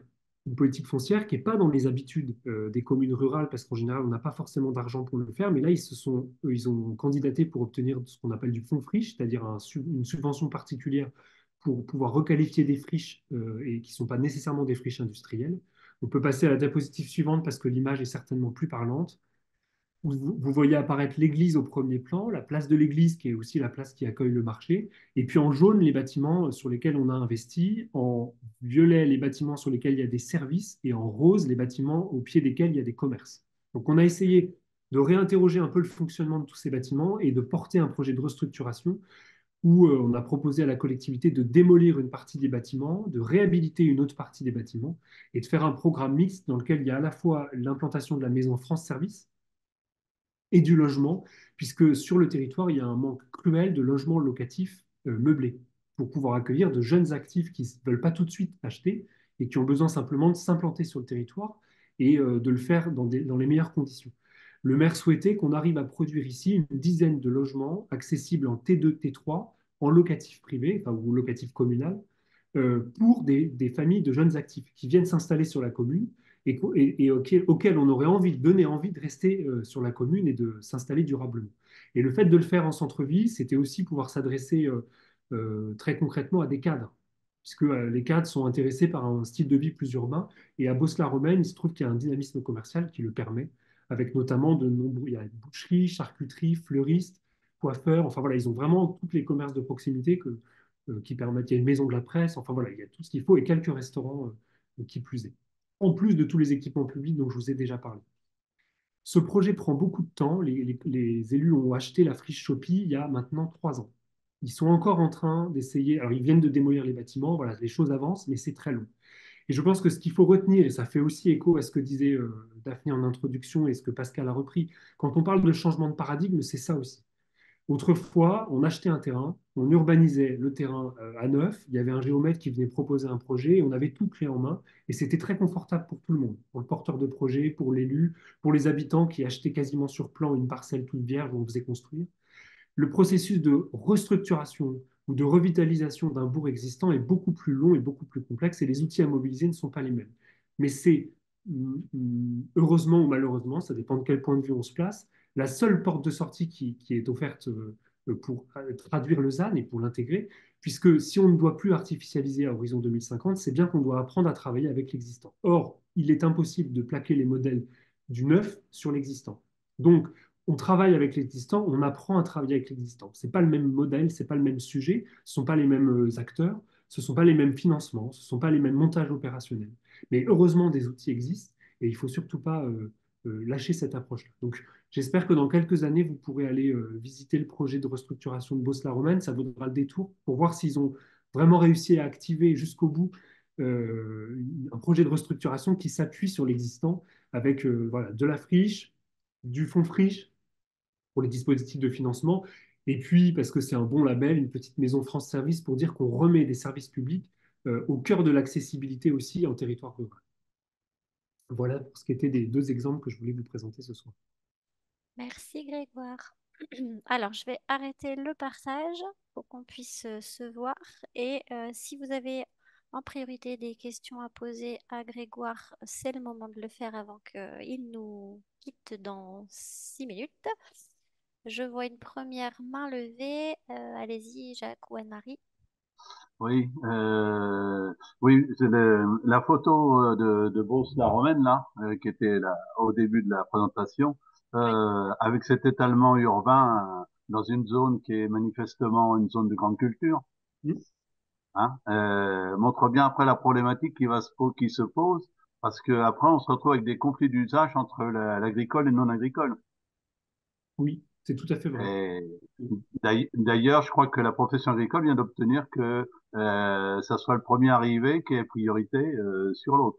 C'est-à-dire que les gens qui arrivent qui arrivent maintenant pourront même plus dire ah ben il faut reculer vos produits phytosanitaires, par exemple, parce que nous on était là avant. Donc on voit bien que la limite aussi de cet étalement urbain. C'est une des limites, en effet. Alors, je pense que Pascal l'a évoqué tout à l'heure, dans les solutions fondées sur la nature, on a des techniques qui permettent de gérer l'interface entre les grandes cultures. Parce que la question se pose beaucoup pour la grande culture, il faut se l'avouer, il n'y a pas de tabou là-dessus. Et il y a des solutions qui existent qui sont fondées sur la nature et sur l'utilisation du végétal à la fois comme protection oui, ou comme écran, quelque part, pour assurer cette transition. Et c'est une des limites qu'on ne voyait pas forcément aux extensions urbaines que maintenant les élus ont complètement intégré et qui peut même freiner certains élus à faire des extensions urbaines, en effet. Grégoire, est-ce que parmi les questions que tu avais vues dans le chat, il y en a auxquelles tu voulais répondre ou pas? Ah, Si je peux peut-être, les reciter. oui, Pascal Euh, répondra aussi, je pense, mais a-t-on une idée, je trouve la question très pertinente, a-t-on une idée du niveau de densification possible, voilà. acceptable et heureuse en termes de nombre d'habitants? Je trouve cette question magique parce que il est impossible de faire une réponse univoque. L'énorme problème de la densité, on en a déjà parlé un peu avec Pascal, c'est que c'est beaucoup lié à l'impression de densité. Et donc parfois, vous pouvez être dans des quartiers où il y a énormément d'habitants, on a un grand nombre de logements par mètre hectare, si je prends voilà, l'espèce de chiffre arbitraire qu'on se donne dans les documents de planification. 30 logements à l'hectare, oh, on est super efficace, 40 logements à l'hectare. Mais en fait, 40 logements à l'hectare dans un lotissement de maisons individuelles, ça n'a rien à voir avec 40 logements à l'hectare dans un centre-bourg. C'est pas du tout la même configuration parce que c'est pas la même forme urbaine, c'est pas la même architecture, ce sont pas les mêmes proportions de bâtiments et c'est pas le même paysage. Quand vous êtes dans un bourg constitué de murs en vieille pierre avec des arbres qui sont centenaires, où dans chaque fond de parcelle vous avez des murs qui font la jonction, donc vous êtes derrière, enfin, quand vous êtes dans votre terrasse, vous êtes protégé par des murs de chaque côté, il y a une végétation plus dense. La densité, vous la percevez pas de la même façon. Si vous allez dans le centre-ville des villes les plus denses traditionnelles, je pense au Mans, à Orléans, à Tours. Enfin, on en voit des exemples enfin, de quartiers qui sont extrêmement denses, mais dans lesquels la densité n'est pas forcément mal vécue. À l'inverse, si vous allez dans les grands ensembles, on a concentré un nombre de logements et en parallèle, on a libéré énormément d'espace. C'est-à-dire que le nombre d'hectares d'espace vert dans les grands ensembles par habitant est finalement plus important que quand on est dans un centre-ville très concentré, mais la densité est beaucoup plus mal vécue. Et donc, c'est une des difficultés, c'est que la densité, ce sont énormément d'entrées différentes et que malheureusement, si on pouvait donner un chiffre, et c'est parfois ce dont l'État rêve, mais ça ne marche pas, dire la densité idéale, c'est 15 logements à l'hectare, ben moi, je peux vous démontrer que ce n'est pas vrai. Et je suis persuadé que Pascal pourrait dire un peu la même chose que moi, c'est-à-dire qu'en fait, non, ce n'est pas vrai. Ça ne marche pas partout, ça ne marche pas dans tous les cas de figure. Et je prends une entrée, parce que c'est souvent celle qu'on oublie, mais si vous prenez l'entrée géographique, on n'écrit jamais la même histoire en fonction du secteur dans lequel vous êtes. 15 logements à l'hectare dans la Beauce, bah, c'est pas pareil que 15 logements à l'hectare dans du bocage. Ou 15 logements à l'hectare quand vous êtes sur un coteau. Ça n'a rien à voir. La géographie va vous dicter quelque part votre densité. Ça aussi, c'est des choses avec lesquelles on est obligé de composer. Merci Grégoire. Alors, je vois deux autres mains levées. Ah non, plus qu'une main levée. Pascal de Réloir Nature? Vous m'entendez? Oui, on t'entend Pascal. Je ne sais pas s'il va y avoir assez de réseau. Bonjour. Bonjour. Je voudrais réagir pour en fait confirmer ce qui est dit sur la notion de densification, en particulier le fait que depuis quelques années, en fait, les projets d'urbanisation dense de centre-ville, notamment sur des friches urbaines, euh, Ah, prennent en compte d'avoir moins d'espaces verts parce que c'est de l'entretien. En locatif, les promoteurs vont éviter de faire de l'espace vert et parce qu'ils savent qu'il n'y a pas de gestion possible quasiment ou que ça coûte en fait aux bailleurs. Et en accession, on sait que maintenant la tendance c'est d'avoir de moins en moins d'espace vert à entretenir. Et donc, on se retrouve avec de la densification, mais de plus en plus bétonnée ou avec du gravillonnage, etc. Donc, ça joue beaucoup, je trouve. Et puis l'autre chose que je voulais dire qui confirme aussi ce que vous avez développé, peut-être pas assez, je trouve, mais alors, c'est l'exemple qui vient d'être donné sur la problématique du foncier. C'est important, vous l'avez mis dans les pistes au départ, hein. Le foncier, pour moi, c'est vraiment la clé. Alors, on parle d'éviter l'étalement urbain bon, depuis plus de 30 ans. On l'a écrit dans la loi Solidarité et Renouvellement Urbain, c'était en 2000. Il a fallu attendre tout ce temps pour commencer à se rendre compte qu'il faut vraiment maintenant agir. Je trouve que ça fait vraiment beaucoup de temps. Et pendant ce temps-là, il y a quelques collectivités qui se sont dotées d'outils d'intervention foncière. Eux, ils ont eu raison. Pendant que des élus ou des promoteurs pleuraient parce qu'on réduisait leur capacité d'étalement, eh bien d'autres agissaient, et donc notamment par des outils établissements fonciers, etc. Et donc pour moi, l'exemple que vous avez donné sur Saint-Pierre-des-Corps, il est flagrant. Imaginez aller urbaniser des îlots de verdure comme ça, c'est la première des choses que, on va dire que nos associations devraient critiquer. C'est de l'étalement urbain, on va dire, à l'intérieur de la ville, Mais elles finalement. l'ont fait. Elles l'ont fait, je vous rassure. Et, Parce mais que c'est-à-dire, oui, c'est très bien. Dans le tour de table, il y avait des associations de défense de l'environnement qui ont aidé voilà, la population. Oui, donc c'est. d'accord. Oui. Parce que, en fait, la première action d'aller mettre une zone à urbaniser au cœur de ces îlots de verdure, moi, ça me fait hérisser le poil. Alors que s'il y avait une politique de foncière, comme vous l'avez indiqué là pour ce deuxième exemple, où la municipalité a pris les devants et a construit quelque chose sur le long terme, eh bien là, ils auraient pu requalifier en fait toutes les petites maisons sans valeur architecturale en achetant au fur et à mesure surtout on va dire, cet anneau urbain, enfin cet anneau construit, et sur la durée, évidemment, si on se donne 20 ans d'acquisition foncière et de politique foncière, on a de quoi faire un véritable projet urbain digne de ce nom en maintenant tous les espaces verts d'intérêt. Je pense que vraiment l'aspect foncier, il n'est pas assez développé. On commence simplement à voir des intercommunalités qui songent seulement à se doter d'établissements publics fonciers. Oui, c'est tout à fait vrai, je souscris entièrement à vos propos et par ailleurs, je pense que ça renvoie à une autre question qui est celle de la méthode de travail. En urbanisme, on est très attentif à la notion un peu de grand soir. Donc, on fait des grands plans d'aménagement, on a une vision à 20, 30 ans. En fait, ça ne fonctionne plus vraiment quand on commence à parler de densification ou de fait, face à des duretés foncières, des héritages un peu difficiles à transmettre, des opérations, disons, techniques.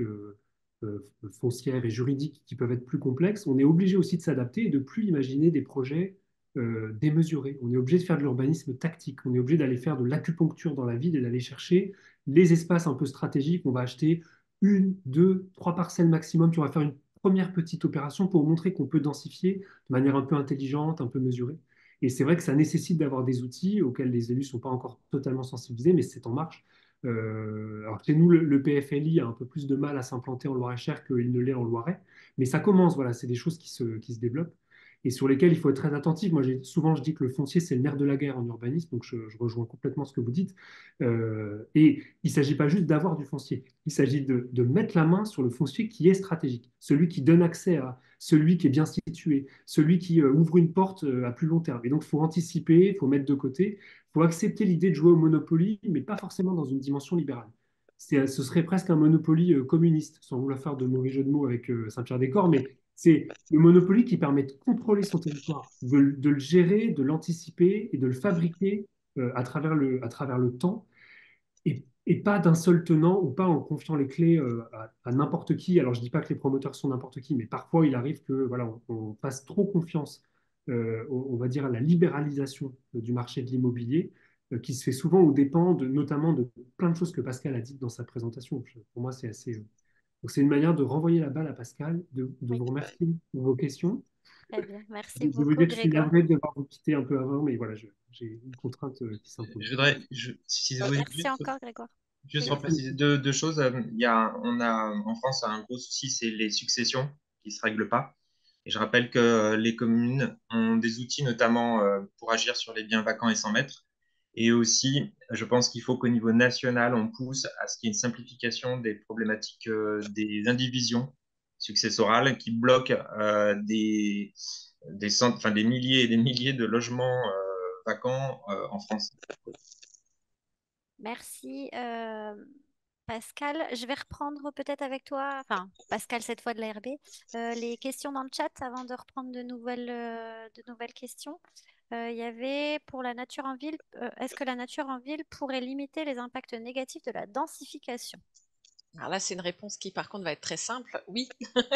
Alors, pas tout. C'est-à-dire que quand on va densifier, la problématique de la densification, c'est aussi la façon de densifier. Une chose qui est, pour avoir ce dont on a parlé de densification heureuse, il faut que les gens aient l'impression quand même d'être chez eux, d'avoir une certaine intimité. Dans les facteurs également de réussite, il y a cette possibilité pour ceux qui le souhaitent d'avoir un extérieur. L'extérieur n'étant pas forcément un jardin, mais en tout cas d'avoir une possibilité d'avoir un extérieur, ça peut être une grande terrasse par exemple. Donc il y a déjà ce travail-là sur la façon, on va dire, de construire. Et ça, c'est important parce que ce sont des nouveaux modèles de construction. On n'est plus du tout sur les standards la maison ou le collectif. Et en fait, dans cette densification, on est vraiment sur des réflexions de semi-collectif, c'est-à-dire imbriquer finalement, vraiment sur de la 3D, différents types de logements qui ont chacun leur intimité, chacun leur extérieur, chacun leur entrée privative. Tout ça, ça fait partie déjà de cette densification. Et ensuite, une fois qu'on a, je vais dire, travaillé sur la façon de construire, il y a ensuite tout l'environnement Et là, clairement, par rapport à tout ce qui a été fléché comme étant des problématiques, alors je vais reprendre ma petite diapo sur les inconvénients, mais la densification, l'un des principaux axes, c'est qu'avec le changement climatique, on va avoir beaucoup plus de surchaleur dans les villes. Or, on est en train de densifier, donc de mettre plus de gens dans les villes. Donc clairement, il va falloir travailler à mettre en œuvre des îlots de fraîcheur. Et ces îlots de fraîcheur, ils passent par quoi? Ils passent par le végétal et par la renaturation. Donc oui, quand on va, pour avoir vraiment une densification intéressante et pour réduire les risques à la santé, que ce soit sur la chaleur, que ce soit sur les polluants, que ce soit sur le bruit, et ben le végétal, c'est une vraie arme finalement et un vrai levier qu'il va falloir utiliser de façon beaucoup plus euh, orientée, insistante et vraiment partout dans les villes. Ok, merci Pascal. Une autre question dans le chat qui était pourquoi les parcs photovoltaïques au sol ne sont pas comptés dans le calcul de l'artificialisation? Alors actuellement, et je vais un peu botter en touche, mais on pourra fournir des documents complémentaires. Actuellement, en fait, il y a une redéfinition notamment des cartographies d'artificialisation. Pour avoir des cartographies beaucoup plus fines. Actuellement, quand on a une certaine surface, par exemple construite sur une parcelle, c'est la parcelle entière qui est prise comme étant artificialisée, même si tout autour on est par exemple sur du jardin. Là, dans les nouveaux modèles qui vont sortir normalement en 2024 ou 2025, je dirais, ils vont être beaucoup plus fins et ils vont vraiment regarder ce qui est réellement artificiel, artificialisé, y compris dans le tissu urbain. Et là, ce qui va être intéressant, c'est que ça va vraiment faire ressortir notamment les fonds de jardin, les îlots de verdure comme on a pu voir et comme nous a présenté Grégoire. Ces zones-là, finalement, vont avoir une certaine richesse pour les collectivités puisque ça va être considéré comme non artificiel, alors qu'actuellement c'est dans le tissu urbain, donc artificiel. Et donc, pour tout ce qui est photovoltaïque, alors je dis pas sur les hangars agricoles, parce que le hangar, de toute façon, c'est artificiel. Donc photovoltaïque ou pas dessus, de toute façon, c'est un secteur artificiel. Je parle plutôt pour le photovoltaïque au sol. Ça va être redéfini dans ces cadres-là. Très bien, merci. Je propose de passer à la question de la main levée de Monsieur Lefebvre, s'il vous plaît. Est-ce que vous pouvez réactiver votre micro? Voilà, super. On ne vous entend pas. Bah, sinon, peut-être passer par le chat. Bon, je me propose reprendre une question du chat en attendant que Monsieur Lefebvre puisse retrouver son micro. Question d'Emmanuel Viora. Certaines communes de campagne ont bétonné leur centre-bourg ces dernières années. Aujourd'hui, on parle de l'importance de désimperméabiliser. Comment va-t-on les inciter à le faire aujourd'hui, en particulier dans les cours d'école? Alors, par rapport à ces thématiques-là, donc c'est à la fois cours d'école, mais finalement plus largement dans l'espace public. Il y a plusieurs leviers. Le premier levier, c'est, on va dire, le levier d'incitation financière, puisqu'on va retrouver pas mal de possibilités pour les collectivités d'avoir des financements à partir du moment où ils vont mettre en œuvre de la désimperméabilisation, à partir du moment où ils vont pouvoir retrouver une fonctionnalité des sols. Et donc ces leviers-là, il va y avoir notamment quand on désimperméabilise et par exemple quand on déconnecte les gouttières des réseaux pour les remettre en infiltration naturelle dans l'espace, enfin les zones naturelles de sol. Là, on pourrait par exemple, avoir des financements de l'agence de l'eau, on pourrait avoir des financements également de ce qu'on appelle le fonds, anciennement fonds vert, fonds biodiversité, sur tout ce qui est cours d'école, donc désimperméabilisation et revégétalisation, en plus de ce fonds renaturation, fonds vert, on va également avoir ce qu'on appelle le contrat régional de solidarité territoriale, le CRST, qui est passé avec les EPCI et qui a une fiche spécifique sur la lutte contre les îlots de chaleur, et les écoles, enfin les cours d'école peuvent prétendre à être financés dans ce cadre-là. Et donc ce levier financier, c'est vraiment un levier très important. Et puis le deuxième levier qui est fondamental, c'est la compréhension finalement, parce que les élus sont sursollicités par énormément de problématiques et de thématiques, et mieux ils seront informés, plus ils pourront prendre des décisions éclairées.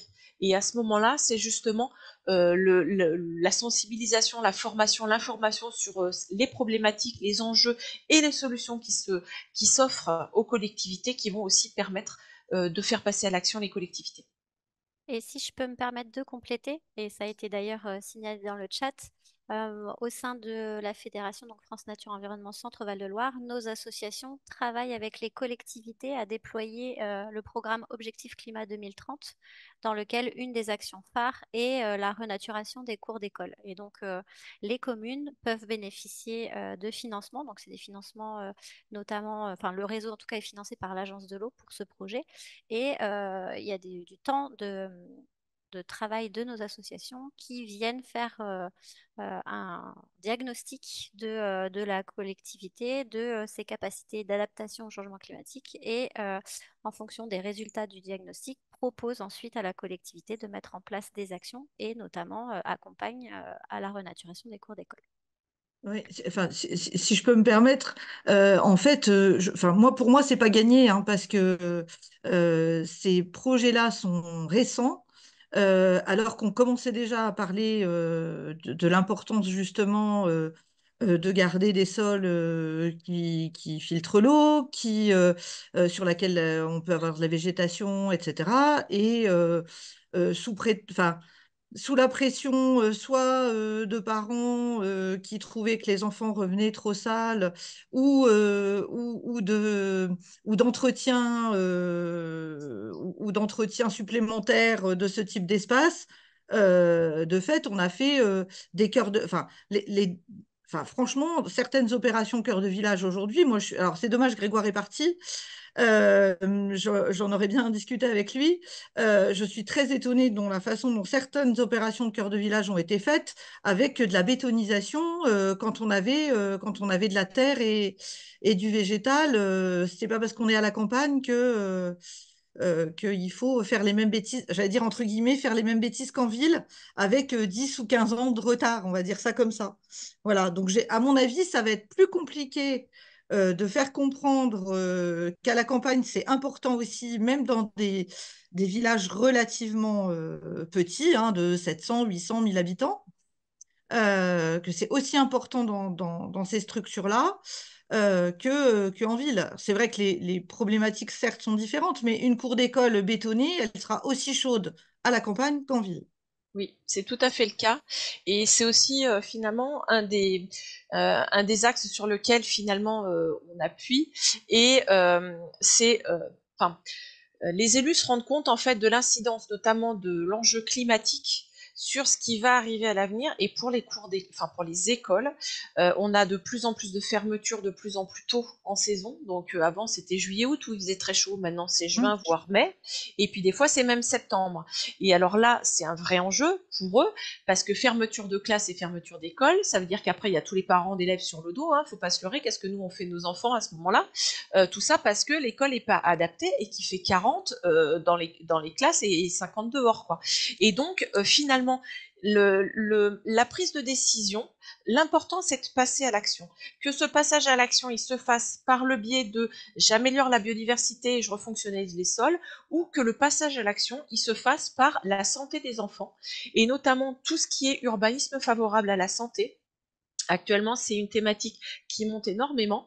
Il y a un vrai rôle des élus et des collectivités vis-à-vis de cette santé de leur population et notamment sur les 1000 premiers jours qui impactent durablement et pour toute la vie les enfants et donc après les adultes. Et donc, finalement, on a des solutions qui peuvent être mises en œuvre et qui répondent à tous ces enjeux-là. Donc, le tout, c'est de faire connaître le plus possible que certaines solutions permettent de répondre à tous ces enjeux et à partir de là, finalement, ça aide à la prise de décision également. Et puis ensuite, c'est vraiment l'accompagnement qui est indispensable montrer que ça se fait aussi ailleurs et que ça marche. Et je pense, on parlait des petites communes, je pense notamment à une petite commune dans le Cher, la commune de Marseille, qui doit être à 350 ou 400 habitants et qui a totalement refait sa cour d'école pour l'épanouissement des enfants et ce contact à la nature. Alors que oui, on aurait tendance à dire la nature, il y en a partout ailleurs, c'est une commune extrêmement rurale. Et pour autant, elle a fait ce travail sur sa cour d'école. Parce que les élus ont compris l'enjeu pour les jeunes et pour le centre-bourg également. Merci. Merci. Alors, du coup, Monsieur Lefebvre, est-ce que vous Alors, voulez est-ce que vous répondre? m'entendez cette fois-ci? Oui, Vous c'est bon, on vous m'entendez? entend. Oui. Bon, super. Étienne, donc Terre de Liens, oui. Je posais la question dans le chat. Le zéro artificialisation nette suppose qu'on ait un usage des terres. Lorsqu'il n'y en a pas, je pense en particulier aux friches agricoles. Il y en a énormément dans l'Orléanais. Je ne sais pas si c'est le cas autour d'autres agglomérations.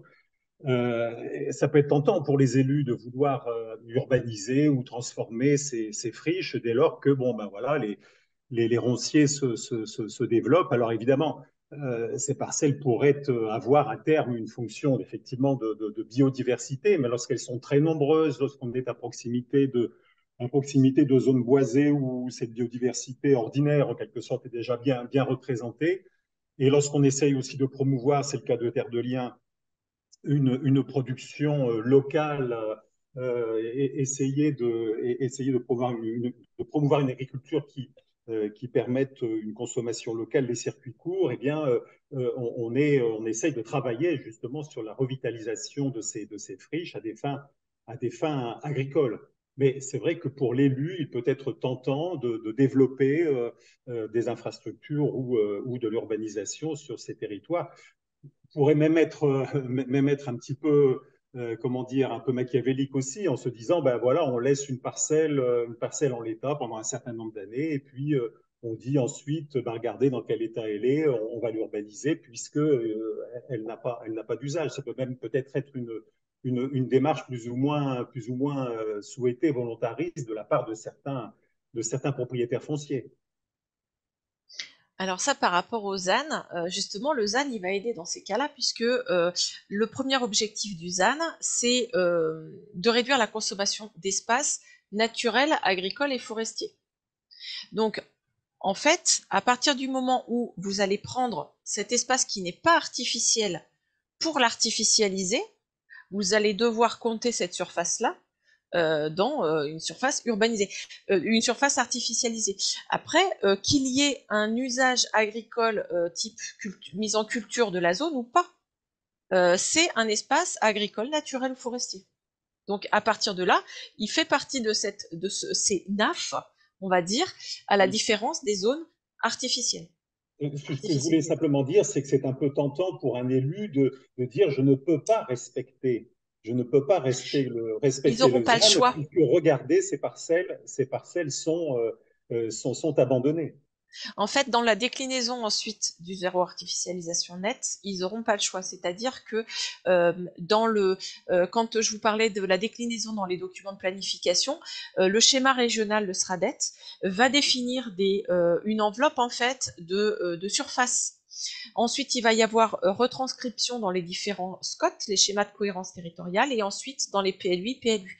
Donc, de toute façon, les collectivités auront cette enveloppe où ils sauront qu'ils peuvent, dans laquelle ils peuvent artificialiser, ils auront en fait, ils sauront dans quel cadre en fait ils seront. Et à partir de là, c'est justement pour lutter contre bah tiens, c'est plus simple de faire sur la zone où il n'y a rien que d'aller déconstruire en ville. Et c'est justement ça l'intérêt finalement du ZAN. Mais si on veut être crédible, il faut aussi proposer des outils complémentaires qui permettent la revitalisation de ces parcelles. Sinon, ça heurte un petit peu le bon sens. Ces parcelles sont sans usage, et donc pourquoi ne pas leur donner une fonction d'urbanisation? Donc effectivement, ça n'est pas conforme, ça ne serait pas conforme au SRADET. Donc on veut les laisser en l'état, mais il faut donner à l'élu un outil qui lui permette de redonner une autre fonction, une fonction à cette parcelle qui ne soit pas, qu'elle ne se maintienne pas en friche. en définitive. Ben, Parce dans que le cadre, sinon, Lausanne ne sera pas crédible. Lausanne ne sera pas crédible s'il favorise le développement de parcelles sans usage. Un euh, usage pour la biodiversité ouais, et les il y a de fonctionnalités toute Oui, façon écologiques, en des fait. alors, usages. Hein, il y a bien de toute sûr. façon. Alors, la biodiversité, j'allais dire, c'est quelquefois un petit peu excusez-moi, on est tous à souhaiter respecter, bien entendu, la biodiversité et la nature, mais c'est un petit peu quelquefois la tarte à la crème. Ça peut être un alibi. Encore une fois, lorsque les parcelles naturelles sont extrêmement nombreuses sur un territoire, les parcelles enfrichées sont nombreuses. On est à proximité, par exemple, sur un des cas particuliers que j'ai en tête, à proximité de territoires boisés en Sologne, dans laquelle il y a aussi beaucoup d'espaces en friche, avec une nature relativement ordinaire, qui n'est pas négligeable, bien entendu, mais ce que je veux dire, c'est que le développement de la biodiversité peut être une forme d'excuse, en quelque sorte, qui me semble, moi, pas toujours être très crédible, dès lors qu'il y a d'autres enjeux qui seraient de redonner à ces parcelles leur vocation initiale, qui était agricole et de nourrir les populations locales. Donc, si on veut empêcher l'artificialisation, il faut contrebalancer avec des outils qui permettent de revitaliser ces parcelles. Alors, je pense que c'est deux outils différents. Dans les, dans Certes. comment dire, tout ce qui va être notamment revitalisation agricole. Alors, j'ai plus le nom de l'acronyme, mais on a les PAT, les plans agricoles territoriaux, qui ont justement pour vocation de dynamiser finalement les productions agricoles de proximité. Et là, dans ce cadre-là, on pourrait dire que ça permet justement de retrouver à proximité des enveloppes urbanisées des secteurs sur lesquels on peut avoir cette production agricole de proximité. Par contre, le ZAN n'a pas vocation à travailler sur ce pan agricole. Le ZAN, il est vraiment en parallèle de la planification et de l'urbanisme, donc des documents d'urbanisme. Et donc, on est vraiment sur des items assez différents. Et je pense que ce qui est important, c'est que les collectivités, une fois que les enveloppes, on va dire, vont être définies, sur le SCOT, sur le SRADET, il y a déjà des quantifications qui ont été annoncées, et le SRADET sera fixé dans le courant de l'année 2024 sur ces objets ZAN. À partir de là, c'est vraiment aux collectivités de s'emparer de cet outil-là, de comprendre que ça n'est pas un frein à leur développement, mais qu'au contraire, elles vont pouvoir urbaniser différemment et que dans la majorité des cas, surtout les collectivités de petite taille, vont pouvoir retravailler les densifications et les revitalisations des bourgs en revoyant leur urbanisme de façon différente. Et là, je vais faire le parallèle plutôt vis-à-vis et ça fait lien avec un établissement public foncier sur le Loiret, qui a travaillé par exemple sur une toute petite commune dans le nord de l'Orléanais, sur lequel dans le centre-bourg, il y avait un énorme complexe de hangars abandonnés, d'anciens garages et tout. Et en fait, ils ont participé donc à l'acquisition de cette zone-là, c'est un peu ce qu'expliquait Grégoire sur le marché. Ils ont participé à l'acquisition de cet espace-là, ils ont déconstruit intégralement et ils ont redonné à la collectivité finalement cette espèce de terrain vierge qui anciennement était bâti. Et le projet de la collectivité, c'est de pouvoir réinvestir ce centre-bourg, c'est en face de l'église, pour y construire à la fois du logement, des petits commerces de proximité et des espaces verts, et tout ça pour avoir en fait un centre-bourg accueillant. Et donc, ça permet en fait de repenser complètement l'urbanisation qu'on peut avoir actuellement. Mais on est vraiment Merci. sur ce volet urbanisme. Merci Pascal. On a dépassé déjà de 5 minutes la fin de ce webinaire. Juste peut-être une dernière question avant de clore le webinaire. Il y avait une question sur le végétal, la perception du végétal destructeur. C'est-à-dire que tu l'as vu la question sur Oui, la je l'ai vu par densification? rapport aux pieds de mur et ce Oui, genre de choses-là. En fait, avec les rétractions d'argile. oui, alors, en fait, toute la question qui se pose, c'est de mettre le bon végétal au bon endroit dans l'espace urbain. Et ça, c'est vraiment quelque chose de très important. En général, dans les projets, je ne vais pas dire anciens, très anciens, mais d'il y a quelques années, l'important, c'était, voilà, fallait planter un arbre, planter un arbre. sans s'imaginer que dans 10, 15, 20 ans, cet arbre, ce serait une énorme boule. Ah bah oui, mais manque de peau, on l'a collé trop près de la façade. Parce qu'on n'avait pas cette projection. Donc l'enjeu, c'est vraiment de mettre le bon végétal au bon endroit, que ce soit par rapport au pied d'immeuble, que ce soit par rapport au réseau enterré, les tuyaux, voilà, tout ça c'est aussi important. Le bon choix de végétal, c'est aussi le bon choix de l'essence. On a vu des places entières qui avaient été mises en ginkgo biloba femelle. Mauvaise idée, parce qu'à maturité, ça fait des fruits qui sont extrêmement malodorants. Donc à 30 ans, on coupe l'intégralité des plantes qu'on a mis sur la place, alors qu'ils sont arrivés à maturité pour faire l'ombrage. Et tout ça, ça se réfléchit vraiment. Il faut vraiment se projeter quand on plante sur qu'est-ce que sera notre végétal demain en fait. Et je voulais juste faire le parallèle aussi avec quoi planter. Au niveau de l'Agence régionale de la biodiversité, nous on est vraiment plutôt focus sur le planter local. On ne sera jamais en climat méditerranéen, en centre-Val de Loire. À partir de là, on sera en climat plus chaud, mais pas méditerranéen. Et de la même chose, les espèces méditerranéennes, souvent, supportent la chaleur parce qu'elles n'évapotranspirent pas. Ce qui veut dire qu'elles ne rafraîchissent pas l'air en été. Donc planter par exemple du chêne vert, planter du palmier, ça sert à rien si on veut faire un îlot de fraîcheur. Parce qu'on n'aura pas cette fraîcheur, parce qu'on n'aura pas l'évapotranspiration du végétal. Par contre, planter le bon végétal local, qui s'implante bien aujourd'hui, dans un espace suffisant pour qu'il puisse vraiment bien s'implanter, à ce moment-là, il pourra supporter plus ou moins ce qui va lui tomber dessus demain. Et donc, en plus de ça, il est mieux adapté à tout ce qui est petite faune locale. Et donc, on est vraiment plutôt là-dessus en se disant que le végétal local, une majorité de végétaux locaux vont aussi s'adapter finalement à ce climat qui va changer.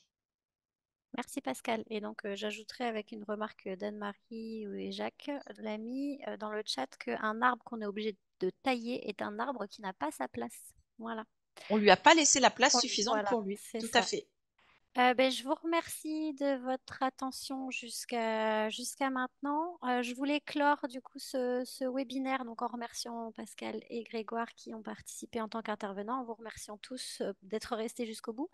Vous dire que ce webinaire va être ajouté sur notre page YouTube pour du replay d'ici le début d'année prochaine maintenant, vu que les fêtes de fin d'année approchent. Et que vous pouvez retrouver sur notre site internet l'ensemble des présentations, enfin, des webinaires ou des autres événements qu'on organise régulièrement.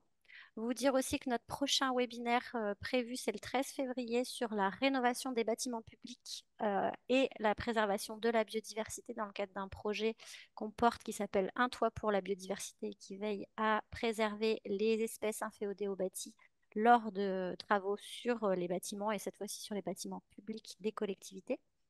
Et un prochain webinaire sera aussi organisé en mars sur les obligations réelles environnementales. Donc, n'hésitez pas à aller sur notre site internet régulièrement. Et je vous remercie toutes et tous et je vous souhaite une bonne soirée et de bonnes fêtes de fin d'année.